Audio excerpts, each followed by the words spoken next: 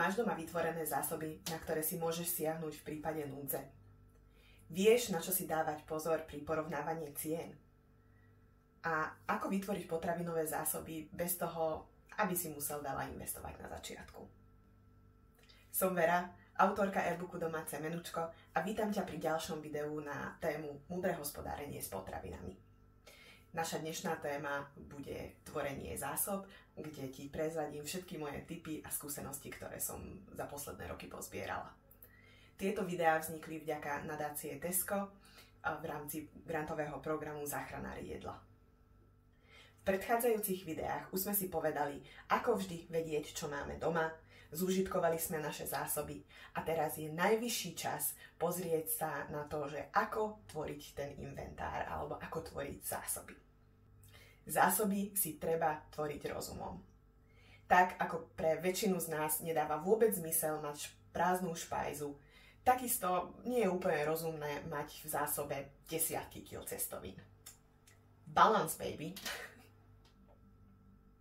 Najväčšie tajomstvo, ktoré ti môže ušetriť seriózne peniaze, je múdre nakupovanie a tvorenie udržateľných zásob. Ale poďme už na tie konkrétne tipy. Prečo tvoriť zásoby? Od marca 2020 čelíme jednej výzve za druhou a zažívame globálne problémy, ktoré sa kvôli viacerým už sa v našom živote nemali opakovať. Síce nevieme, čo nám ešte život prinesie, ale môžeme sa na to skúsiť aspoň pripraviť. Veď komu by sa chcelo dostať do bitky kvôli rolku toaletného papiera? Nákupy. Môj najlepší tip, ako ušetriť peniaze pri nakupovaní, je ísť do obchodu iba raz do týždňa. Ak na niečo zabudneš, tých zvyšných 6 dní nejakým spôsobom určite vydržíš. Však už sme sa tu rozprávali aj o náhradách.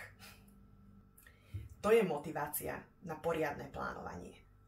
Lebo povedzme si pravdu. Čím viac času strávime v obchode, tým je väčšia šanca, že si kúpime niečo, čo vôbec nepotrebujeme. Poznaj ceny. Ako vedieť, čo sa oplatí a čo nie, ak nepoznáš priemerné ceny za každodenné produkty? Ťažko. V dobe, keď kriklavé nálepky na produktoch s nápisom akcia sú síce výhodné, ale nie vždy pre zákazníka, musíme si dávať pozor, aby sme nenaleteli na marketingové triky. Najlepšie je vždy byť pripravený.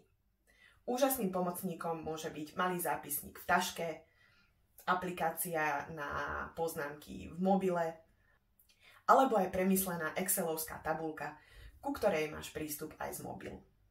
Zapisuj si ceny s bločkou, alebo urob rešerš cez internet. Ak si v obchode a nie si istý, čo sa oplatí a čo nie, stačí si pozrieť do poznámok a odpoveď budeš mať hneď pred sebou. Pri porovnávaní cien si vždy treba dávať pozor na cenu za mernú jednotku oproti cene za balenie. Väčšinou platí pravidlo.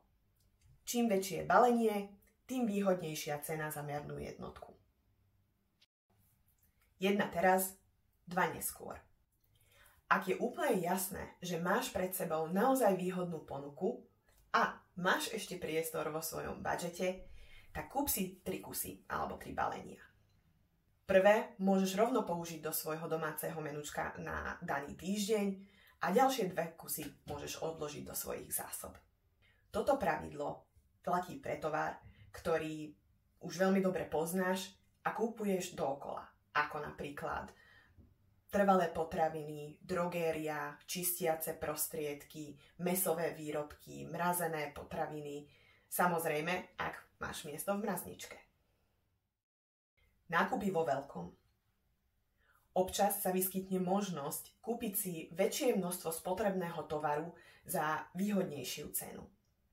Ak nie, ešte stále sa môžeš s niekým dohodnúť, napríklad z rodiny, s kamarátov alebo so susedom a spraviť takto nákup spoločne. Správne skladovanie potravín. Zásobujeme, plánujeme. A keď príde čas na varenie, tak veľakrát ostaneme prekvapení, prečo niektoré potraviny sa nám pokazili. Samozrejme najháklivejšie sú zelenina a ovocie. Treba si na to dávať pozor, že ktoré z týchto vecí, kde sa cíti najlepšie. Napríklad v špajzi. Tam by som dala cibulu, cesnak, zemiaky a tiež v špajzi skladujem rôzne druhy tekvíc.